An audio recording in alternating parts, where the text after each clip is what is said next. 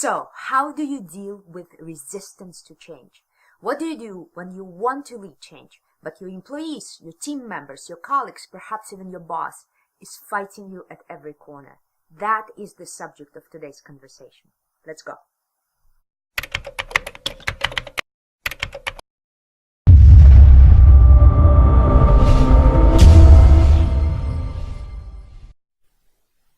Hi, Nadia Zhiksimbayeva here from Chief Reinvention Officer, a global community working on helping each other deal with change, adapt to change, use change, rather than being the victim of change.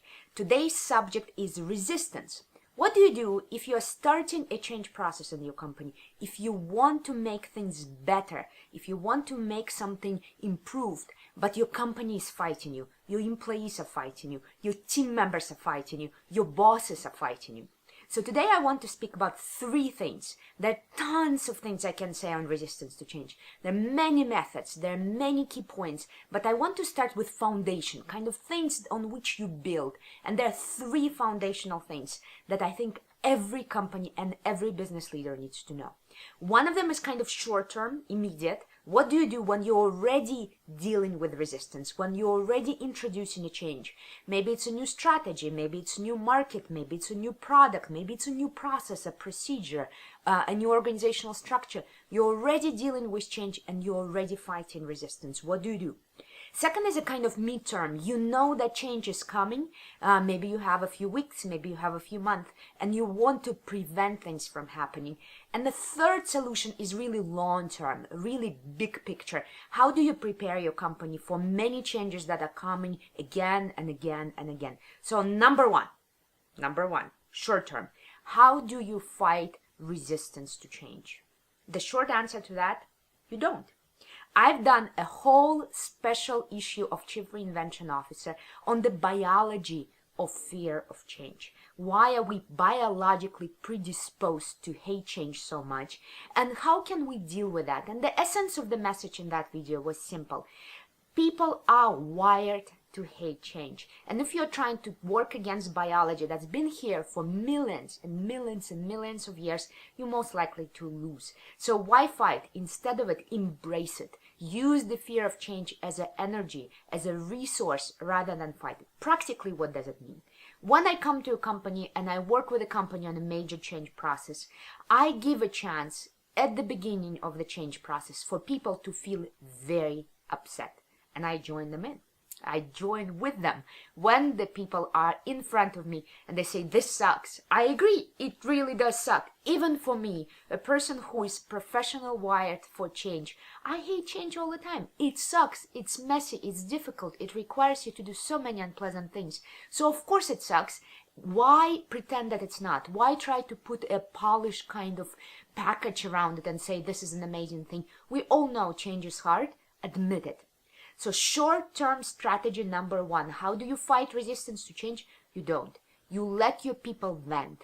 You let your people express the negativity and you use that negativity to move on.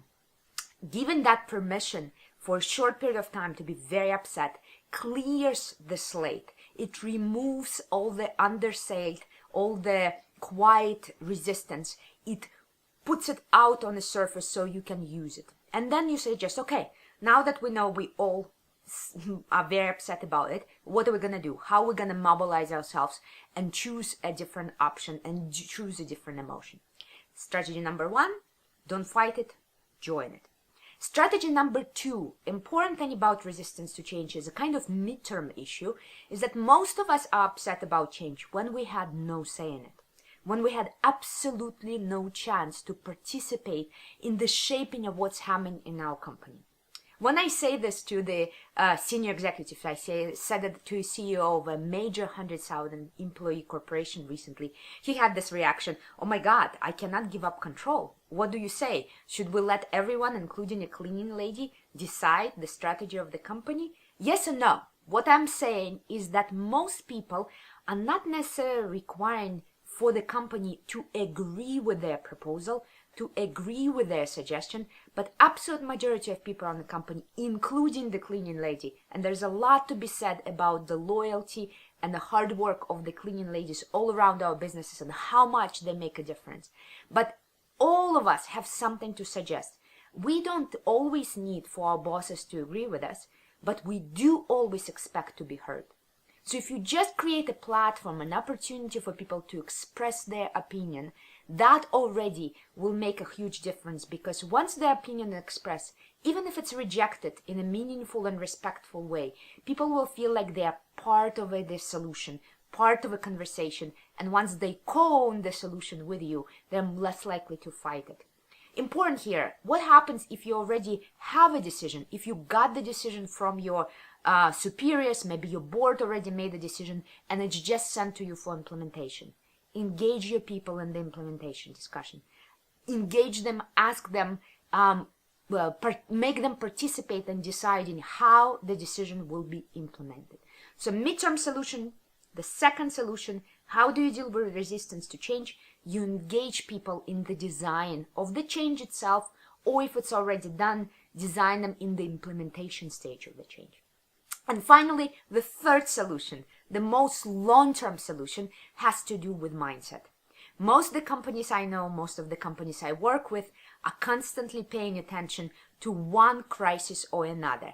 Today it's digital, tomorrow it's millennial, today it's regulation or new government law, kind of restrictions, tomorrow it's competition. We are always concentrating on what is in front of us, and we're always in a kind of reactive space, in a reactive mode.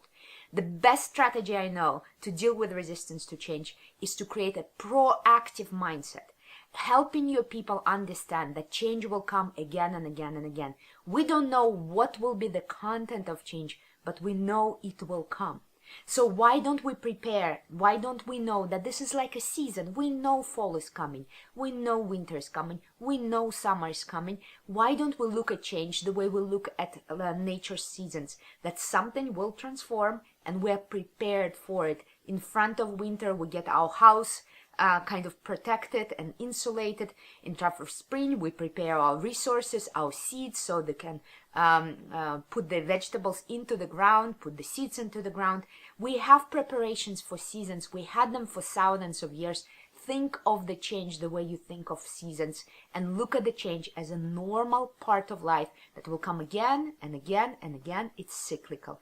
When you create that kind of mindset, that kind of attitude to change, that kind of vision of change, you won't need to fight resistance, because most of you people will say, of course, winter is here, we expected it, and they are already proactively expecting it.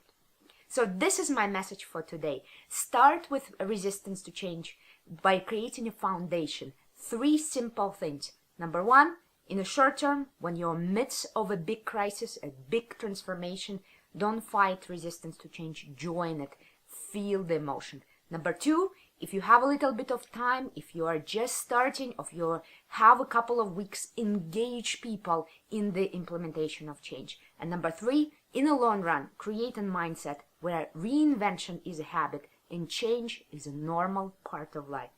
Very happy to connect with you. As always, you can find us on Facebook, chiefreinventionofficer.com. Subscribe to our YouTube channel. We're on Twitter, on Instagram. Very happy to hear about your solutions, your techniques, your methods of fighting resistance to change. Put it in the comments below. As always, I wish you an amazing week, amazing month, amazing reinvention ahead. I'll see you very soon. Bye.